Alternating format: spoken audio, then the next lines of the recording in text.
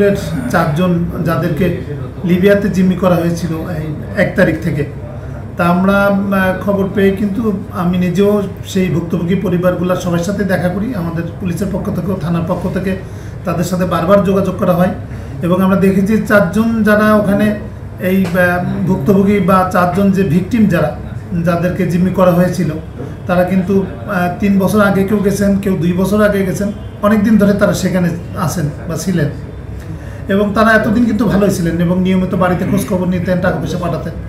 তারপরে যখন তাদেরকে জিম্মি করা হলো, এরপরে সেখান থেকে একটি ভিডিও পাঠানো হলো। সেই ভিডিও দেখে তার পরিবার যখন উদ্বিগ্ন, উৎকণ্ঠা, তখন আমরা তাদের সাথে কথা বলে এবং নানা রকমভাবেই খোঁজখবর নেওয়ার চেষ্টা করি।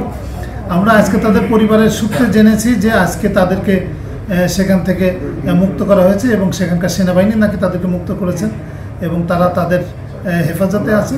এটি তাদের পরিবার আমাদেরকে নিশ্চিত করেছে এবং তারা সেই জিম্মি দশা থেকে মুক্তি পাওয়ার পরে তারা কিন্তু আবার আরেকটি ভিডিও দিয়েছে, যেখানে তারা বলছে যে তাদেরকে সেই জিম্মি দশা থেকে মুক্ত করা হয়েছে এবং তারা এখন ভালো আছে এবং তার পরিবারকে চিন্তা না করার জন্য বলছে। এটি তাদের পরিবার আমাদেরকে নিশ্চিত করেছে এবং সেই ভিডিওটি আমরাও দেখেছি। তা আমরা এই ঘটনার সাথে আমাদের দেশের কেউ জড়িত আছে কিনা, এই দেশের কারো কোনো রকমের এর সাথে সংশ্লিষ্টতা আছে কিনা, সে বিষয়টা আমরা খতিয়ে দেখছি। আমার সন্তান নির্যাতিত আটক হয়েছিল, আমার সন্তান আজকে মুক্তি পাইছে।